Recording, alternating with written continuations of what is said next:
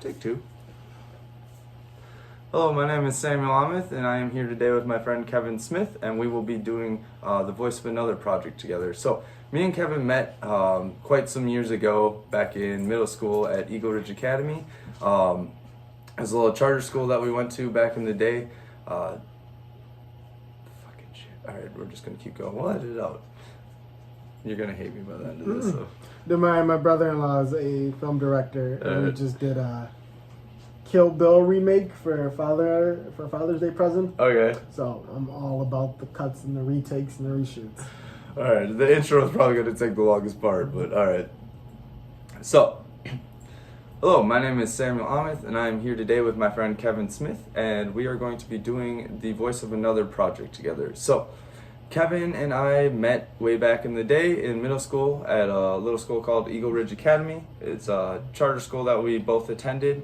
Ever since then, we've just kind of been friends. I don't know, we kind of hit it off, I suppose, more or less. It's almost tough to remember even actually meeting back in that time. But Kevin came over, he transferred over from a different school and shadowed for a week, and then came to stay. And before you knew it, we were hanging out and doing a bunch of stuff, being little, Just being young adults, Being trying to young figure adults. out young children trying to figure out the world. Absolutely. But anyhow, so today I have chosen Kevin to interview for this project for a couple of reasons. First off, Kevin is a father and he has a family. He's married with 3 children. He's got a house and kind of established a little bit further down the road than myself in life. I'm currently just engaged, and I'm not really familiar with what it's like to be a father or to interact with children in that fashion, more or less, as an actual child. I'm more of a take care of my fur babies, my 2 dogs and my 2 cats that I have here. But the other reason I have also chosen to interview Kevin today is because I want to dive into a little bit of what it's like to be black in America nowadays. As a white male in America, I don't really have the actual experience that Kevin may have experienced or even other people have experienced. And that's something that I'd really like to get a better idea, a better view of, and kind of get a better grasp on what it is like and the things that may be occurring that every day you do not notice. Now, having said that too, Kevin, I just want to let you know today this is going to be a safe space. Any questions that I do ask that you don't feel like answering, or even if you have an idea, or feel free to speak whatever you're thinking. No judgment here. We are just here to talk, have a conversation. It's another great reason why I have a great friend like you to sit here and talk with, because it's a lot easier for me, and I do quite enjoy that. So thank you again for showing up today. Absolutely happy to be here. Yeah. So why don't we start out with letting you introduce yourself a little bit too, Kevin? Sure. So my name's Kevin. I am 28, going on 29 here. Like Sam said, I have a wonderful wife, 3 beautiful girls, ages 9, 9, and 4, blended family. Currently in the healthcare industry. I've been in that setting for about 10 years since I turned 18. Now I am leading a private healthcare company as their branch manager. I was born in a little suburb called Linwood, Illinois, in Cook County. I was there for a few years. My mom, most of her life, was a recovering addict. Her drug of choice was crack cocaine, so we moved around a lot. I got to be adopted when I was 12, which is where I then met Sam over at Eagle Ridge Academy when we were shadowing the schools. One of the coolest kids you've ever met when he showed up, by the way, just so everyone's aware. Yeah, so and like Sam said, we just hit it off. It was chemistry, and thankfully, almost 20 years later, we have still been able to keep this connection going, and to foster our friendship. And whenever, we may not see each other or speak to each other every day, but whenever there's a need, I know I can reach out to him, and he knows I am always there to answer his call. Awesome. And that is very true. That's yet another reason why I have chosen to interview Kevin today is, as I'm sure you just heard too, he has a very interesting past and has quite a story from where he's been and where he is today, and he's just always been a fantastic human. And I even told him this prior to the interview, but that's why I really think he's a prime candidate to really get inside and really pick your thoughts apart, because I think you really do have some good insight to offer, and stuff that people should really be listening to. But so we're gonna start off. First off, just talking a little bit about your family again. A little bit of questions of what it's like to be a father, because as I said, that's one thing you and me differ very much. So I do not have any children of my own, not yet, so to say. But so first off, and this is kind of a general question, but do you think everyone would be happier as a parent? Do you think everyone should have a child, or at least experience having a child? No, I do not. I think it is I love my girls. They are the greatest thing in my life, apart from my wife. But, where would I be if I didn't have them? What would I be? What would my life look like? Would I still be in Minnesota? Likely not, Yeah. Having children really puts a halt on your life, because you're now responsible for, raising and making sure that the life that you brought into this world, they have a better chance of surviving it and thriving in it than you did. Do I think everyone should have children? No, I think it's a personal choice. Yeah. I think as the world, grows, and as technology grows and more things become available, you see less people wanting children, and that's okay. I don't think you need to have kids in order to feel validated in life or fulfilled in life. I think you can go out and experience the world and go on your own personal journey. I think fur babies are just as important to someone's development as having kids. Yeah. Well, that's awesome. I mean, that's kind of more or less I expected to hear that, and but I think I would also agree with that statement. I think it's definitely is a personal choice, and some people may not just be cut out for a parent role, and that's fine. It's whatever works best for you. It's a deeper question too, because you think about, like, economically, do we have the same advantages of bringing kids into the world as the previous generations before us? Normally there used to just be a single worker, and you can have your white picket fence and go on vacations. That was the American dream. Yeah. Nowadays, the value of a dollar hasn't increased. Yeah. And so everything else, all of the items have. So. Well, and it's interesting that you bring that up, because we actually did talk about that or something very similar to that in class. It's kind of about how the workforce has changed. So nowadays it's not just the male going out to work and bringing back money for the family and supporting it. It's kind of everyone going out, doing their part and doing their thing. So I think that's kind of interesting that was brought up and kind of tied into. It's just a very good point, and it kind of gives a better idea of that. But kind of leading into my next question too, and I think you touched on it a little bit in your first answer, but this one goes back to the day me and Kevin have both been notorious video game players. We met playing Halo 3. That was a big part of our friendship growing up. But are you still a big gamer, Kevin? And has having children, being a father and a husband affected this hobby or any other hobbies that you may have had? Oh, definitely. I still play video games. I have a little man cave. Gotta have the man cave. Yeah, where my system is set up, and I don't play as much as I used to. I think I cut it down to basically Friday, Saturday, a little bit of Sunday after the children go to bed. I was gonna say, do you find yourself scheduling out time like here and there, or do you have like, this is going to be my time this week? Leave daddy alone. We're going down to play video games. No, it's usually when they're in bed, and I get about 3-4 hours to meet up on Discord with the gang. Yeah. And either talk about video games or play video games. Yeah, that's always a good time.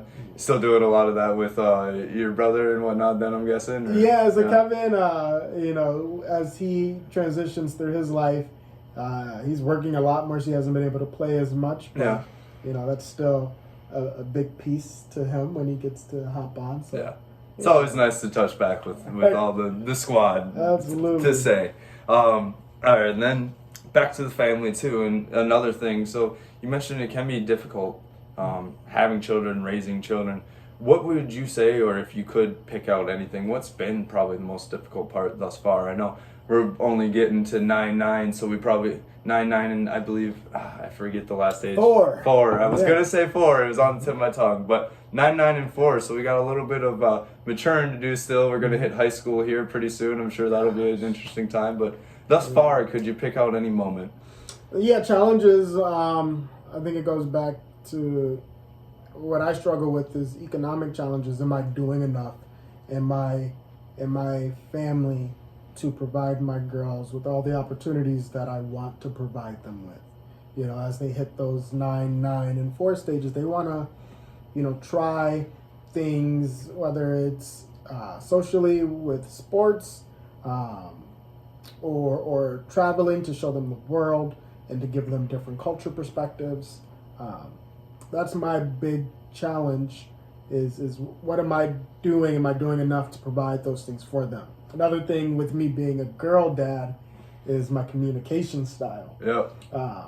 That takes some adapting? Or? Definitely, you know, different emotions are in play. You know, and not to say that all girls and boys are different, but there's differences. Yeah, my girls definitely, just between the 2 9-year-olds, you know, I can say one thing to one, and it could be perceived as one way, but it would be perceived differently to the other. Yeah. But it's just the challenges of making sure I'm communicating effectively and appropriately, so that way, you know, I'm not hurting feelings. Yeah. And then, so another thing that I kind of thought interesting. So when you're telling like the 9-year-olds, as you said, like one thing, or one 9-year-old one thing and the other another thing, do you think part of it plays into the fact that it is kind of a mixed family at this point too, or do you think it's just their personalities that's coming out to play? Yeah, so the girls are I'm the only father in their life, so it's. Oh, you're the best father by far. So. Well, so it's not even like like I am worried about one not being biologically mine. Well, and I'm more so saying like maybe she likes to listen to mom a little bit more. Oh no, yeah. They are all daddy's girls. All right. Mom isn't even. Please don't. I mean, you can show it. She would agree, but yeah, you know, those are my girls. Mom's coming in and making sure we're doing all of our homework and keeping straight. Yeah, sometimes, you know, those are, you know, some stereotypes which I hope we'll probably get to, where we have to be careful with what we're saying. You know, moms and dads' roles are. Yeah. But no, I think just, you know, who they are as people. You know, how they're taking in this world, and you know, their emotional development.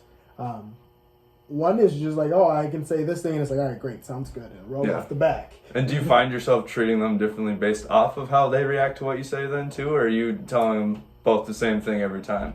I tell because they're both the same age, they're pretty inseparable. You know, they're like best friends and sisters at the same time.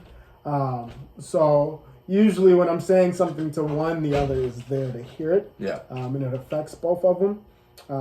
Typically, when I'm speaking to them each differently, it's when it comes to, you know, individual projects, whether it's school or an activity they're trying to get better at. And that's just, how do I motivate that person to not give up, but to also give it their all, even if they're not great at it at first. Yeah. And that's definitely one of those things that I can't really wrap my head around, because I've never had to encourage someone to do things like that. Hey, that's not true. My dog, you know, and your fur babies, they take encouragement differently too. They don't walk the same. Yeah, he's learned a couple tricks since day one, I guess. Yeah, you know, and it's the same thing. What it is it's just repeated, you know, repetition and being there and showing that there's trust and that, you know, there's love, and you know, you were trying to do what's best for either your fur babies or your human babies. The principles are usually all the same. Definitely. And then, so my next question is going to touch in a little bit more about not only the fact that you are a father and you have a family, but also the fact that you are a black man with a family. So you might do things a little bit differently than, say, my household would have when we were growing up. And so my specific question is there anything specifically you teach your children that you think wouldn't be taught or wouldn't be brought up in a regular white household? And more specifically, I'm referring to stuff like teach them how to deal with the police if you're ever pulled over, or any situations, like to make sure that they aren't in harm's way or anything on those lines? Yeah, I think recently with history, a lot of the minorities' teachings have been kind of shared a little bit, but a big one that was always, taught was, how do you deal with police officers when they pull you over, when they stop you to ask questions or anything like that. And it is always a challenge because even myself, I was a law enforcement student at some point where I thought that was my career path, and I was actually a volunteer police officer. Even to this day, when I get pulled over,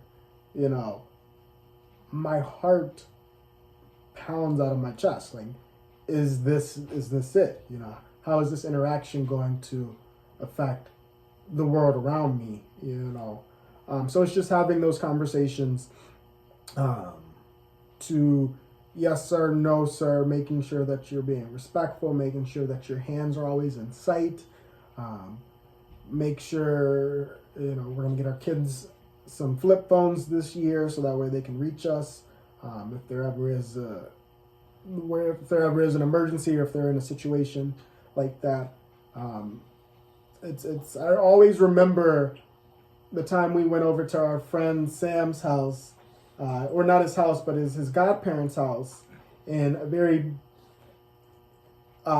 rich part of Eden Prairie, and I don't know if it was security guards or police officers, but we were just young boys, probably 13, 14, and they stopped us, and it was kind of like, what are you kids doing here? You don't fit the demographics to live in this area. Yeah. And thankfully Sam said all the right things, and he was able to, get us back to where we needed to go safely. Just a little bit of background too. Sam is our other friend from Eagle Ridge Academy as well. He's also my other best friend, but Sam is also mixed race as well too. So that was kind of the situation that we were walking around in Bear Bath, and we got stopped on the sidewalk. Yeah, so it's just, then it's just having those conversations about race, and my kids go to a Catholic school, so some of the teachings there are of not what we teach in our household. Mm-hmm. And some of the views that are politically are not what we believe in our household, so it's just having those conversations all the time. Do you find yourself kind of telling them that it's might not be the right opinion that they're being taught at school then, or do you encourage them to kind of seek out more answers as far as that goes? When it comes to things like how people are treated and the values that are being instilled in, when they share those things, I believe it's our duty as parents to try to instill values in our kids. And so it's not me saying that they're wrong, but I'm saying that the values that we live by doesn't match what your friends may live by. Yeah.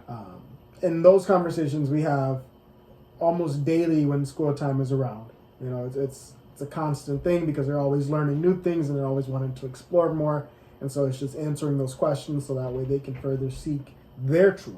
And then that kind of ties into my next question as well. So having talked about like the different things they're learning and whatnot and experiencing right now, obviously some rather big things have happened in the last couple of year or so. George Floyd shooting real close to home here in Minneapolis, I know. Have you ever talked to your girls about that shooting, or have they ever asked you about it? Oh, yeah. If so, what do you say to them, and what do you tell them is happening? Yeah, so we talk about all the, police brutality. And in today's age, it's not like these things are just starting to happen. It's just with technology, everything is now being recorded or being seen. And I agree. So, and do you think that's, sorry to interrupt, yeah. but do you think it's, obviously to me it's a good thing that it's being brought to light, because it helps people like even me who haven't experienced these certain situations or see them differently because of the way that we've grown up. It helps them really see the other side and that it does exist and it's there.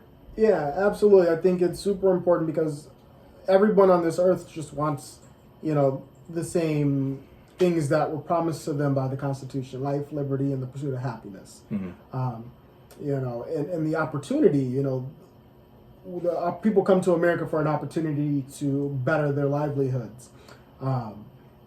But if there are some, and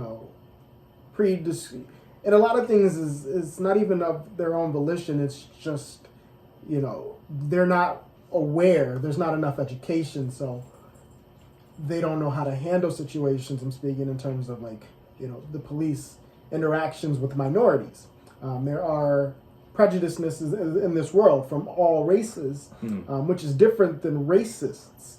I think that people have to understand that racism and prejudices are very different things, and all of us have some type of prejudice that we don't know about, but it's about educating ourselves, especially when you're in that type of profession where there are no rooms for mistakes. I think being a doctor, being an officer, being someone in a religious service, there are no opportunities to make mistakes. You have to be perfect because you are controlling someone's livelihood. I agree, and on the fact that you bring up, and even some of the examples that you were talking about too, we did kind of touch on some of this in class too as well. So, and especially when you bring up the church, for that matter, it's due to some of these people's religious beliefs, it encourages discrimination.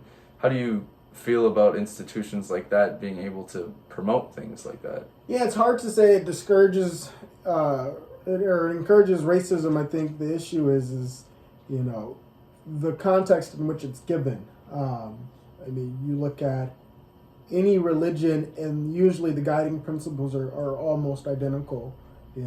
Treat people the way you want to be treated. Love, respect, everything is almost identical into how it's written or wanted to be practiced, but it's just the application of it that's not being performed. It's people who have power who are misinforming the audience of what those scriptures or those texts mean. It's a lot easier to say, hey, when things are going wrong for you, it's not because of the institution around you, but it's because of the minorities who are either taking something from you or not.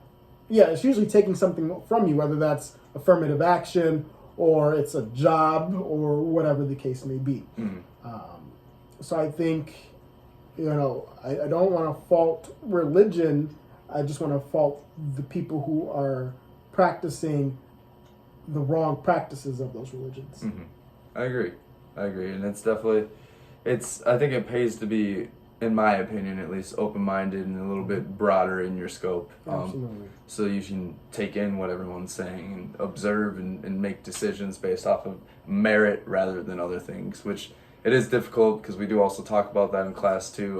Meritocracy is more or less an unattainable thing, and that kind of ties into another question that I have. And this one's just kind of flat out a little bit more broad, but what is, in terms of white privilege, I guess, first off, how would you define white privilege? And then, do you think, is there any instances in your life where you feel like white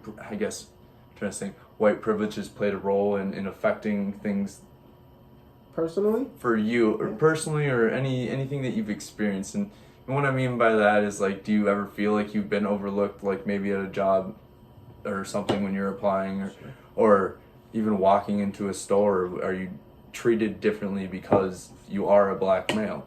Yeah. So white privilege, in my opinion, it isn't that, someone who's born with white skin, they are automatically, being treated differently, or they are entitled to they're entitled to better conditions or things like that. There are white people who live in trailer parks who, often neighbors are African Americans or another minority race. The privilege is that your skin tone isn't another piece that is deterring you from staying at that lower tier. Yeah. And that goes in again to, the institution. That goes into a deeper subject to what America was built on, America was built on slavery. You know, Yeah. the backbone of America is slavery, and the Jim Crow eras and the banking and the redlining when it comes to the housing market. I mean, to this day, if I were to sell my house and have pictures up of myself, I would lose 33% value. But if I were to put, you in pictures with my family, I could ask for market value. I just have to say that that's something that it's not good to hear, and it honestly, it does kind of, in part of my language, it sucks to hear. It does. Yeah. It's not fair. So, and that's kind of what a privilege is, a white privilege. You have the servicemen who fought for this country during those eras, who were entitled to those same housing developments with the GI Bill, who were not able to receive those same promises that were given to them when they agreed to fight for this country. When they agreed to go over to Vietnam and to have that war, they came back home and got called a nigger. The brothers that they met in that land, got to know who they were and got to see them as people, even though when they probably went there, their mindset was something completely different. Yeah. So white privilege, again, is just, it's not to say that you aren't facing the same challenges. It's just that your skin color is not also one of those challenges. Mm-hmm. I agree. And how my professor actually put it in our text is basically it's just a head start. Yeah. And then we watched a couple videos even where they're very interesting too. It's basically people would stand in a line, whatnot. They read off the questions. If you answer yes, you take a step forward or take a step back depending on the questions. And as you can see, the different people from different spots, particularly a lot of the African American black people are towards the back, or people of color ethnicity. And then they say it's a race. Okay, ready, start. Yeah, and I mean that's kind of just that's the thing. So like you said, how does it affect me when I go into stores and things like that? When I take my kids out and we're in stores, in my mindset, I have to be perfect in public. Mm-hmm. I have to be able to not seem like a threat. Yeah. I am a healthcare professional. I have done relatively well for myself, but I still have to make sure that I am making sure that you were comfortable around me, rather than just walking out and rather than just being who I am, who you are naturally. Yeah, I can't play my music, the music I want to, when I pull into the Edina Target. Yeah. Because I'm more worried about what type of what looks is the camera. When I walk into the store, the person that's running the cameras for the store, there's always one on me. Yeah. It doesn't matter with how I'm dressed or how I'm perceived, in terms of like what appearances I give out. Mm-hmm. It's just one of those things where it's an unconscious bias. Yeah. And it stinks, And I agree, and I would even say, and to a point, and obviously I don't want to compare this to your experiences, and obviously it's not a battle by any means, but to me, it was the clothes I wore. Mm-hmm. Like back in high school, obviously I had a lot more piercings and didn't really dress as a professional all the time. So like I felt like I was being watched constantly and sort of stuff. But nowadays, as I grow up and I kind of got rid of all of the extra stuff I had, I cut my hair, I got rid of my piercings. I don't feel that same type of way when I walk in the store. Whereas today, even as the man you are, which you've done, you and me rocked a very similar style back in the day. You have definitely, I think we've both come a long way, but it's horrible that you do still have to feel like you need to act like that and present that. And it's the same thing I have to teach my kids. It's just one of those things. Instead of letting them be kids, it's, oh, look at that person. He can't control his children if they want to go and run off to see the toys. Mm-hmm. And that's not how it should be, in my opinion. Goodness, sorry, lost my train of thought there for a second. It's okay. All right, let's just move on to the next question. I'm sorry. Damn. No, I had a good one on that. We're gonna have to edit that part out. Shit. We'll revisit. All right. So I think we'll wrap up with this question. And this is kind of just say, well, this is your way to get your voice out there. If so first off, if you were to talk to someone who is experiencing discrimination, let's say Maddie's experiencing this at school or something like that, or even just a close friend or someone, and it's a particular individual, what would be your advice, I guess, to them to deal with that? And then secondly, so there are a lot of things that exist, such as microaggressions and other things like that, where people are, I'll say, unintentionally being racist or saying discriminatory comments unintentionally. If you were experiencing that or around someone doing such a thing, what are some types of things that you would tell them? Basically, how would you help people understand that what they're doing is hurtful or not right? Absolutely. So I think first is to admit that I am a human and I have my own faults, and I can tell a story. I used to work over at a Center for International Health, so it was all minorities coming into this location, and I had a prejudiceness towards the Somali population. I thought they were, loud and aggressive and rude and very demanding. And when I worked there, it really opened up my eyes to what their culture was. It wasn't that, they were those things that I thought they were. That was just their culture. And they were really just great people the same way you and me are great people. That's something I actually experienced a lot at my work now too. It's just at first a lot of our Somalian members come in and they are a little bit louder, a little bit more aggressive in their mannerisms as they speak. But then as you continue conversation, you come to realize that's just how they communicate. That's just how they're talking. It's their culture. Yeah, it's just their culture shining through, and that's something that there's obviously no problem with at all. It's just something that, as someone who comes from a culture where we're a lot more reserved, quiet on that end of the scale, it's different. So it's something that I notice because it's so different to me. Right. So all that is just education, and it's being around something. The worst thing you can do is make predetermined judgments based off of short sample sizes, and that's what those microaggressions are, or those prejudices are. It's you not being fully aware or educated enough to have a valid opinion on something.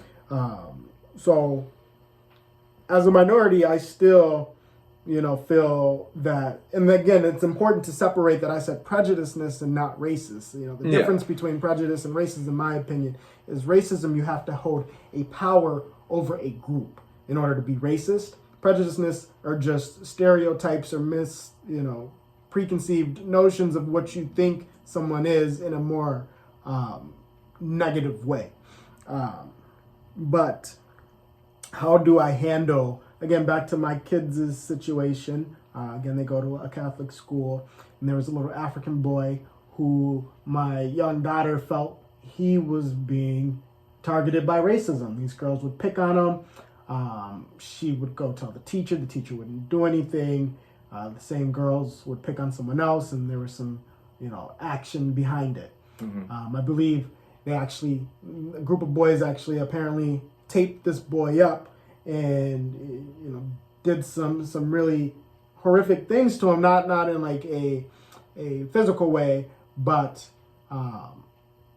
when that was told to me, it was kind of like, okay, what is being done at the school? How is this being handled? Obviously, exactly. I would expect some of that's a huge concern. And, what is happening to protect, the children, and especially the one African boy in that class. And so what that was it was on me. First, it was great. I would always tell my girls, look, if you see something, say something. Either try to help the person who's being bullied, or go find someone who can help.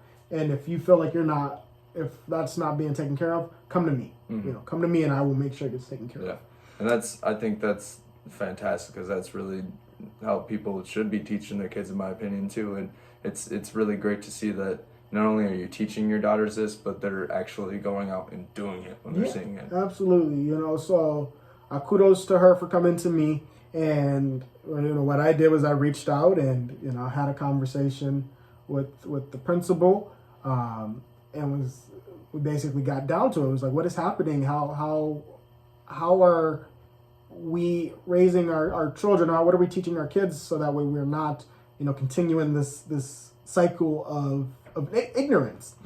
And that led to me this upcoming year, when school starts up again, is I'm going to be teaching little classes on what prejudiceness are, and how. That's awesome. How do we figure it out? And for a group of 4th and 5th graders, the easiest way to do it is with the candy. And then, so I'm so sorry, but this actually tied in perfectly. So I did one of my current event articles on a paper about some teachers who basically their issue was, how do you teach history that's happening in the moment? How do you teach these kids that this is discriminatory things that are happening? These protests are history happening. These are people getting their voices out and truly speaking.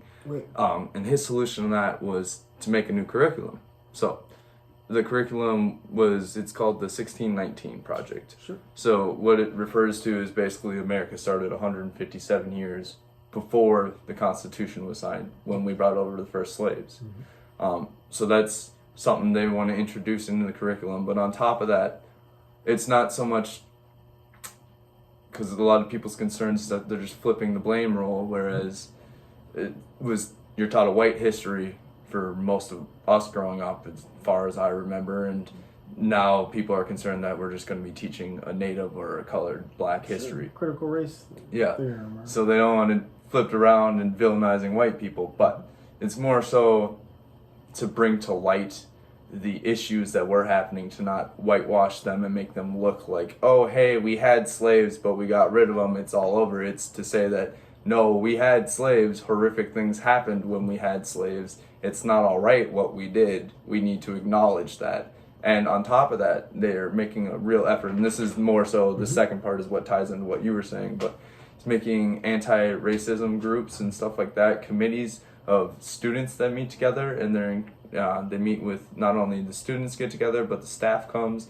even the community meets in, they meet up, and these are curriculums that are going into school, and they're not only involving in just history lessons, but also involving it in other things like mathematics. When they use examples like statistics of black homes versus white homes in America, like the different values and different things. And I think I just wanted to bring that up because I thought that was very interesting that you were kind of participating in that. But I guess, what would your opinion be on that? Do you think that's a good lesson to be teaching? Or? Yeah, so I think, I always believe that you be the change you wish to see in the world. So if I see something that I hope to change or I wish would change, then I'm going to do what I can to change it. I think, it's super important because you have to acknowledge the pain. And the easiest way to do that is, there was a story about, where this person a minority was talking to someone with a Caucasian person, and it was like, why are you so mad at me? I didn't own slaves. My grandfather didn't own slaves. We're both equal. And the person was like, would you be willing to trade your skin with me? Like, would you be willing to be an African American? I would be a white person.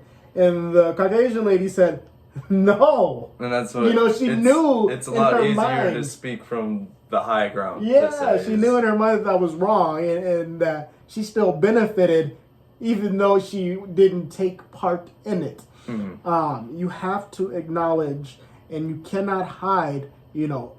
Obviously, people say slavery has been around way before it got to America. That's the big piece where people are like, oh, well, slavery's always been a thing. And it's like, yes, that is true. Yeah. But you have to look at how slavery was handled in the context of where it was happening. If you look back to the ancient Greek, as we learned in Eagle Ridge, slaves there were treated more like indentured servants. They still had dignity. They still were considered part of the family. Yeah, in a sense. They were just paying off a debt. When you came to America, and that's what happened with Africa. And Africa had something similar in their terms of slavery. So when people came and said, hey, we're building a new nation, it was like, okay, this is what their idea was. But then when they found out what was happening, that's when, you know, you had the queen of Nigeria at the time. It was a different tribe. But when she found out what was happening, they got together and the tribe started fighting. So you have to acknowledge, you know, the history and to not try to color it so that way it's a little easier to stomach, but to, you know, say that it is happening and some of those things, the nation that has been built on, you know, is benefiting still, you know, from it. Whether it's the prison industry, slavery still happens today. You know, slavery still happens today with the 13th Amendment. You know, that is where you are free unless you are incarcerated. Then you lose those freedoms. Yeah. And yet, African Americans make up 13% of this nation, but yet are 50+% of the prison population. That is slavery. You know, that is still something that is going on. And I think that really ties into white privilege too, because in my opinion, a lot of that's where you were born, where you grew up, and what you were around, what resources and things you had available to you. If you can't go out and make money at a 9-to-5 job, how else are you going to do it? How are you going to survive? Yeah, so people always look for, you know, when there's no opportunity for growth, you're going to look for an opportunity to survive, you know, and that's where you get crime and things like that. I mean, even if you look at, and it's not even a right versus left type of political issue, because if you think about it, you know, when the war on drugs happened, that was something where it was blatantly racist. You had people who were smoking crack cocaine. That was a big thing, and the black communities receive way harsher penalties than folks who were doing, you know, powder cocaine, even though they are the same drug. Yeah. You know, the sentencing was way severe, and that was something that started on the right, but then you had it escalate even further to where Bill Clinton signed the 3-strike rule, where, you know, if it's your third offense, then you're in prison for life. And that, you know, that can be a gram of marijuana.